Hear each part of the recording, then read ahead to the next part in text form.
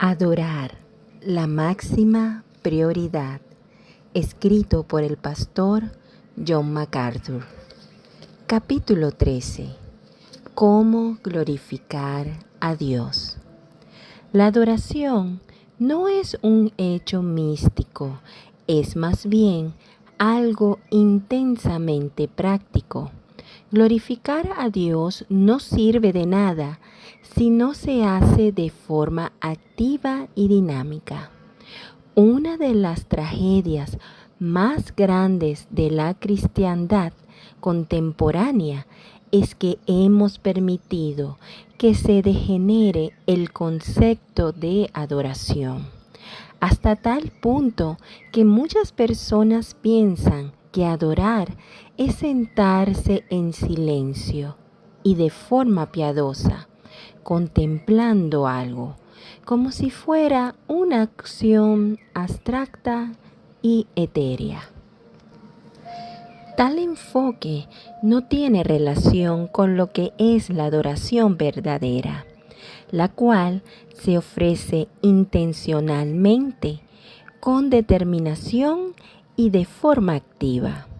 No solo incluye el proceso de pensamiento, sino a todo el ser.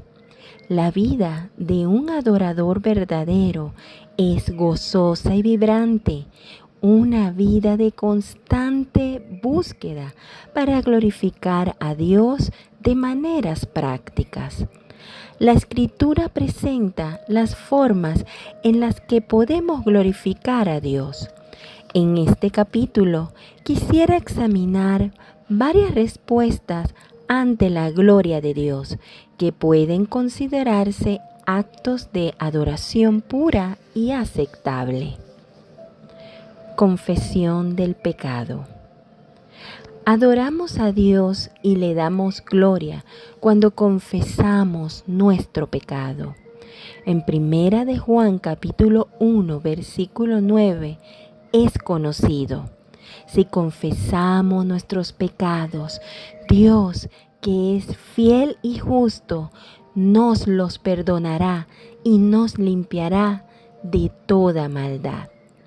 La palabra confesar en este versículo es homologeo, que proviene de la unión de dos palabras griegas: homo, lo mismo, y logos, expresión. Literalmente significa expresar completo acuerdo. La confesión es estar completamente de acuerdo con Dios sobre la responsabilidad por el pecado y lo horrible que es. A menudo no pensamos que la confesión del pecado sea una forma de adoración, pero lo es. Cuando confesamos nuestro pecado, nos humillamos ante el Señor, reconocemos su santidad, experimentamos su fidelidad y justicia al perdonarnos, aceptando cualquier castigo que nos pueda dar, y por lo tanto lo glorificamos. De hecho, la confesión tiene un doble propósito: ser un acto de adoración y preparar al pecador arrepentido para adorar. Hebreos 9, versículo 14 dice que la limpieza purifica la conciencia a fin de que sirvamos al Dios viviente. La palabra griega para servir en este versículo es latrueiou, que significa adoración. La purificación que se da en la confesión y perdón es una preparación importante para adorar. El Antiguo Testamento presenta a Acán como un ejemplo de la forma en que Dios se glorifica cuando se confiesa el pecado. Acán desobedeció a Dios al robar el tesoro de la ciudad de Jericó. Pensó que si lo enterraba en su tienda, nadie lo sabría. Pero Dios lo vio y estaba tan molesto con Acán que toda la nación de Israel sufrió debido a su decisión. Fueron derrotados en la batalla de Ai y muchos israelitas murieron, como una muestra de que Dios no bendice nuestro pecado. Cuando Josué se dio cuenta de lo sucedido y se reveló el pecado de Acán, le dijo: Hijo mío, honra y alaba al Señor, Dios de Israel. Cuéntame lo que has hecho, no me ocultes nada. Josué capítulo 7, versículo 19. Josué estableció una relación lógica entre la confesión del pecado y la gloria de Dios. Es un paralelo adecuado. Confesar el pecado es glorificar a Dios. Al hacerlo, se magnifica a Dios y se reconoce que Él es santo cuando actúa con juicio en contra de la maldad. Esto lo guarda de cualquier acusación de maldad al castigar el pecado, y así se le da la gloria a Dios. Por otro lado, excusar el pecado es impugnar a Dios. Rehusarse a reconocer la responsabilidad personal por el pecado es culpar a Dios. Eso hizo Adán. Después de que pecó, trató de culpar a alguien más. La mujer que tú me diste por compañera me dio de ese fruto y yo lo comí.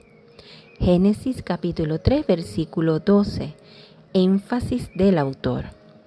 A primera vista, parece que estaba culpando a la mujer, pero una mirada minuciosa muestra que realmente estaba culpando a Dios, quien lo hizo a él y le dio a la mujer, y por lo tanto era el responsable principal de la situación en la que Adán se encontraba. Le estaba asignando a Dios la responsabilidad por la injusticia, difamando su carácter. El apóstol Juan registra una declaración interesante en su descripción de las plagas que se desatarán en la tierra durante la tribulación. Apocalipsis 16, versículos 8 y 9 dice: El cuarto ángel derramó su copa sobre el sol, al cual se le permitió quemar con fuego a la gente. Todos sufrieron terribles quemaduras, pero ni así se arrepintieron. En vez de darle gloria a Dios, que tiene poder sobre esas plagas, maldijeron su nombre. Reconocer su pecado y arrepentirse serían formas de glorificar a Dios, porque entonces admitirían que Dios hizo lo correcto y que todas sus decisiones son perfectas. Sin embargo, serán juzgados porque se rehusarán a ofrecer la adoración de confesión. Fe implícita en Dios. Dios se glorifica cuando confiamos en Él incondicionalmente. La fe es tal vez la forma más básica de adoración. Romanos capítulo 4, versículo 20 dice: Ante la promesa de Dios, Abraham no vaciló como un incrédulo, sino que se reafirmó en su fe y dio gloria a Dios. Cada cristiano dice creer que Dios es fiel a su palabra, pero son tan pocos los cristianos que viven vidas de confianza total, que el mundo no está tan seguro del carácter fidedigno de nuestro Dios. La más pequeña duda sobre Dios, su bondad o su palabra implica que Él no es el que es. Primera de Juan, capítulo 5, versículo 10 dice: el que cree en el Hijo de Dios acepta este testimonio. El que no cree a Dios lo hace pasar por mentiroso, por no haber creído el testimonio que Dios ha dado acerca de su Hijo. En otras palabras, cuando usted duda de Dios, lo hace parecer infiel. Dios ha prometido claramente: ustedes no han sufrido ninguna tentación que no sea común al género humano, pero Dios es fiel y no permitirá que ustedes sean tentados más allá de lo que puedan aguantar. Más bien, cuando llegue la tentación, Él les dará también una salida a fin de que puedan resistir. Primera de Corintios, capítulo 10, versículo 13. Si decimos que no podemos soportar nuestras tentaciones y las pruebas de la vida, estamos diciendo que Dios es mentiroso. Por alguna razón, pensamos que la duda y la preocupación son pecados pequeños, pero cuando un cristiano muestra incredulidad, precaución o incapacidad de hacerle frente a la vida, le está diciendo al mundo: realmente no se puede confiar en mi Dios. Y esta clase de irrespeto hace que quien lo dice sea culpable de un error fundamental. El pecado atroz de deshonrar a Dios, definitivamente no es un pecado pequeño.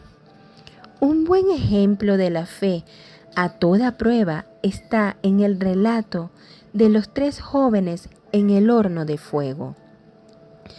Daniel 3 relata que antes de que Nabucodonosor los metiera al horno, les dio la oportunidad de retractarse de su fe en Dios para adorar su imagen de oro. El versículo 17 registra la respuesta que dieron: si nos arroja al horno en llamas, el Dios al que servimos puede librarnos del horno y de las manos de su majestad. Después, en el versículo 18 agregan: pero aun si nuestro Dios no lo hace así, sepa usted que no honraremos a sus dioses, ni adoraremos a su estatua. Énfasis del autor. Estaban en una posición extremadamente difícil. Hasta este momento no se había registrado que algún hijo de Dios hubiera sido amenazado con ser quemado en un horno de fuego, y no había versículos de referencia en la Biblia que los jóvenes pudieran leer para encontrar una promesa de que sobrevivirían. Si hubieran sucumbido ante las circunstancias, Dios no habría sido glorificado.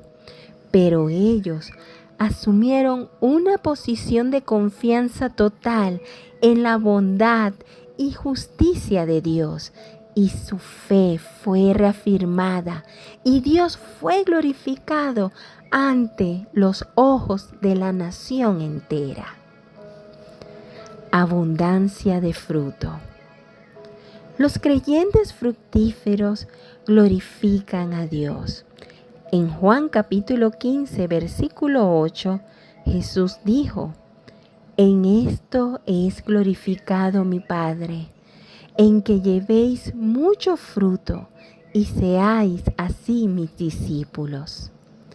Tener fruto espiritual es una parte esencial de la adoración verdadera. Un pasaje paralelo es el Salmo 92, versículos 13 al 15. plantaos en la casa del Señor, florecen en los atrios de nuestro Dios. Aún en su vejez darán fruto, siempre estarán vigorosos y lozanos para proclamar: el Señor es justo, Él es mi roca, y en Él no hay injusticia. Filipenses capítulo 1 versículos 10 y 11 confirma que el fruto espiritual glorifica a Dios, para que disciernan lo que es mejor y sean puros e irreprochables para el día de Cristo, llenos del fruto de justicia que se produce por medio de Jesucristo, para gloria y alabanza de Dios. Colosenses capítulo 1 versículo 10 dice: para que vivan de manera digna del Señor, agradándole en todo. Esto implica dar fruto en toda buena obra, crecer en el conocimiento de Dios. Esto explica claramente lo que es producir fruto. El que damos para su gloria es el fruto de las buenas obras. Efesios capítulo 5 versículo 9 dice: el fruto de la luz consiste en toda bondad, justicia y verdad. Gálatas 5 versículos 22 y 23 lo amplía, demostrando que el fruto se puede manifestar por medio de actitudes y también de acciones. En cambio, el fruto del Espíritu es amor, alegría, paz, paciencia, amabilidad, bondad, fidelidad, humildad y dominio propio. No hay ley que condene estas cosas.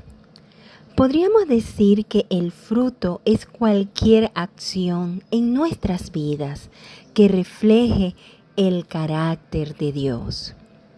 Heine, el filósofo alemán, dijo: muéstreme su vida redimida y de pronto podría creer en su Redentor.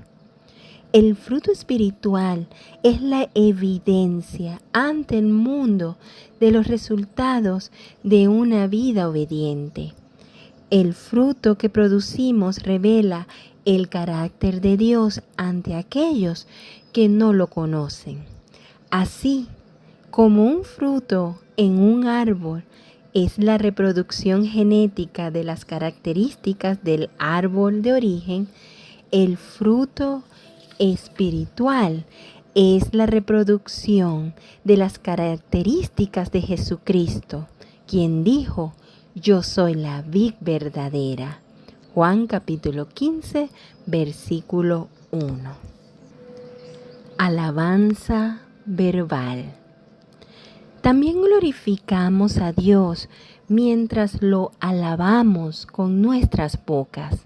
En el Salmo 50, versículo 23, Dios dice: el que ofrece sacrificios de alabanza me honrará. Reina Valera 95. Alabar es simplemente exaltar a Dios cuando hablamos de sus atributos, sus obras, y le agradecemos por lo que es y por lo que ha hecho. La mayoría de los salmos son expresiones puras de esta clase de alabanza. En el Salmo 107 se usa repetidamente la expresión: el que ofrece sacrificios de alabanza me honrará. La mejor manera de aprender a confiar en Dios en el presente es estudiando sus obras en el pasado. Él ya ha establecido un modelo de su fidelidad, Sus obras asombrosas son recuerdos continuos de que siempre ha sido fiel.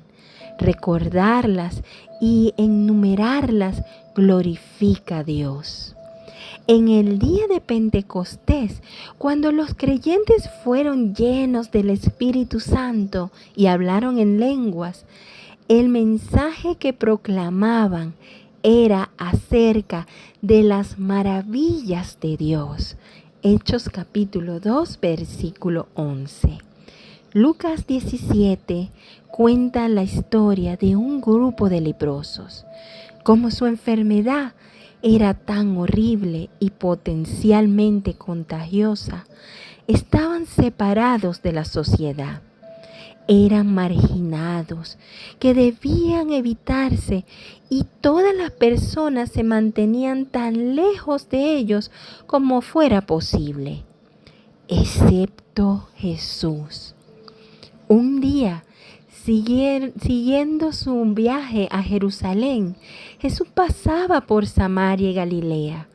Cuando estaba por entrar en un pueblo, salieron a su encuentro 10 hombres enfermos de lepra. Como se habían quedado a cierta distancia, gritaron: «Jesús, Maestro, ten compasión de nosotros». Al verlos, les dijo: «Vayan a presentarse a los sacerdotes». Resultó que, mientras iban de camino, quedaron limpios. Uno de ellos, al verse ya sano, regresó alabando a Dios a grandes voces. Cayó rostro en tierra a los pies de Jesús y le dio las gracias, no obstante que era samaritano.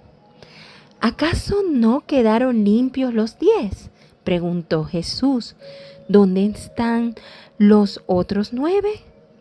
No hubo ninguno que regresara a dar gloria a Dios, excepto este extranjero. «Levántate y vete», le dijo al hombre, «tu fe te ha sanado». Fue una situación triste e increíble. 10 leprosos salvos de una vida de enfermedad y vergüenza. Solo uno pensó en glorificar a Dios al alabarlo por su obra de gracia maravillosa. Buena voluntad para sufrir. Adoramos a Dios cuando lo amamos lo suficiente como para sufrir por Él. En el capítulo anterior vimos que vivir para la gloria de Dios siempre implica sufrimiento. Recuerde que Pedro fue llamado a glorificar a Dios al morir por Él. Pedro asumió este reto en su corazón y su vida. Sus escritos fueron un estudio de la relación entre el sufrimiento y la gloria. Es el tema de su primera epístola. Pedro escribió: «Dichosos ustedes si los insultan por causa del nombre de Cristo, porque el glorioso Espíritu de Dios reposa sobre ustedes».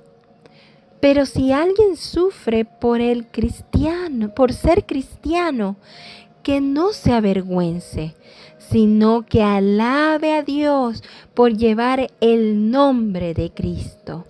Primera de Pedro, capítulo 4, versículo 14 y versículo 16. Miqueas fue aprisionado, Isaías fue aserrado y partido en 2. Pablo fue decapitado. La tradición dice que Lucas fue colgado en un árbol y Pedro fue crucificado boca abajo. De esta forma le dieron gloria a Dios, Puede que Dios nos llame a sufrir martirio, pero sea lo que haga o no, debemos adorarlo con la disposición de sufrir incluso la muerte por Él. Sufrir por Dios es el honor supremo ante su nombre santo, y quiere decir que usted piensa que Él es lo más importante. Un corazón que enfrenta. El adorador verdadero también vive una vida de satisfacción, sin importar las circunstancias. La satisfacción testifica de la sabiduría y soberanía de Dios, y de ese modo lo glorifica. Por otro lado, el descontento es básicamente rebeldía. Una persona descontenta, en efecto, culpa a Dios. El mensaje de Filipenses en el capítulo 4, versículo 4, es: alégrense siempre en el Señor. Insisto, alégrense. Desde el versículo 10 hasta el 13, vemos que Pablo tiene una actitud de satisfacción total. Los filipenses le habían enviado una ofrenda económica y les escribió que les agradecía por eso. Me alegro muchísimo en el Señor de que al fin hayan vuelto a interesarse en mí. Claro está que tenían interés, solo que no habían tenido la oportunidad de demostrarlo. No digo esto porque esté necesitado, pues he aprendido a estar satisfecho en cualquier situación en que me encuentre. Sé lo que es vivir en la pobreza y lo que es vivir en la abundancia.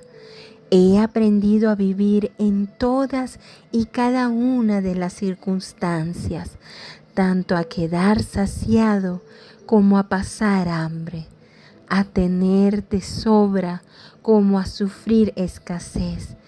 Todo lo puedo en Cristo que me fortalece. Énfasis del autor. Aprender a tener esta clase de satisfacción es una lección que pocas personas han entendido. En el versículo 17, Pablo agrega estas palabras: no digo esto porque esté tratando de conseguir más ofrendas, sino que trato de aumentar el crédito a su cuenta. En otras palabras, Pablo estaba más alegre que los filipenses estuvieran creciendo y produciendo frutos que por el dinero. Concluye en los versículos 19 y 20, al expresar alabanza y confianza que fluían en su corazón debido a la satisfacción que sentía. Así que mi Dios les proveerá de todo lo que necesiten, conforme a las gloriosas riquezas que tiene en Cristo Jesús. A nuestro Dios y Padre sea la gloria por los siglos de los siglos. Amén. Énfasis del autor. Es fácil sentirse satisfecho cuando se recibe una ofrenda económica, pero Pablo también estaba satisfecho en circunstancias difíciles.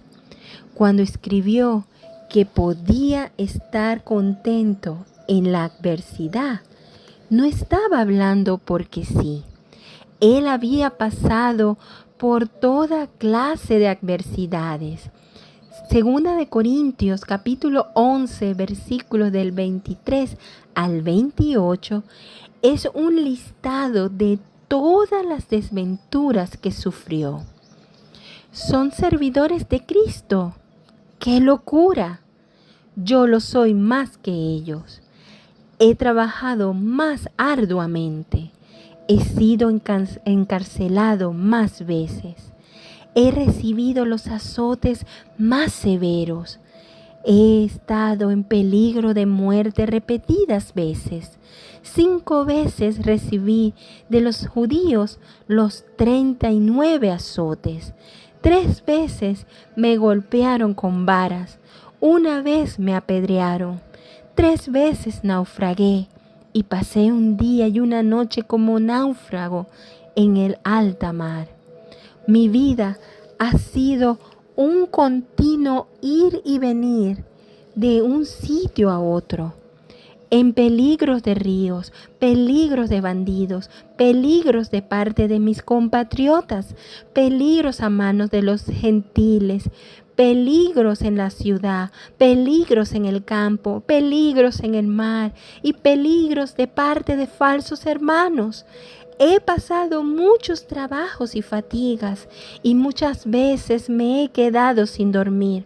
He sufrido hambre y sed y muchas veces me he quedado en ayunas. He sufrido frío y desnudez. Y como si fuera poco, cada día pesa sobre mí la preocupación por todas las iglesias. Además, asumió las cargas de otros creyentes. Cuando alguien se siente débil, ¿no comparto yo su debilidad? Y cuando a alguien se le hace tropezar, ¿no ardo yo de indignación? Versículo 29.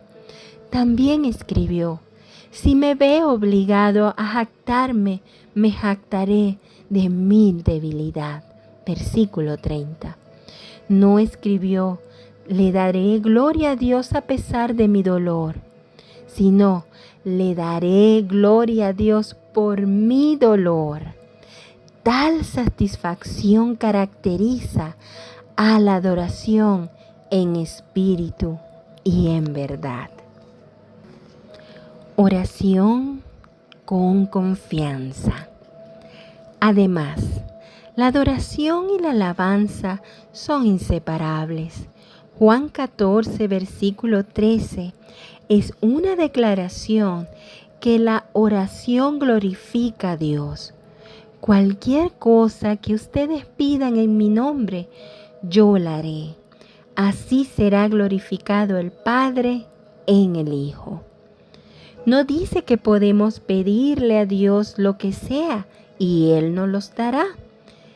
El prerequisito es que nuestras peticiones deben ser hechas en el nombre de Jesús. Esto no quiere decir simplemente que debemos etiquetar cada oración con las palabras en el nombre de Jesús. Amén.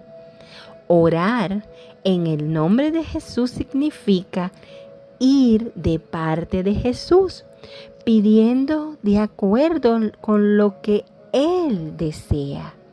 Nuestras peticiones deben ser realizadas conforme a su voluntad. No es posible orar en el nombre de Jesús por algo que Él no quiere. Esto elimina a las peticiones egoístas. También significa que antes de orar debemos entender la mente de Cristo. Muchos cristianos tienden a ver a la oración solo como una forma para obtener cosas o zafarse de otras. Parece que hemos confundido el concepto de la oración, que realmente es tener una comunión.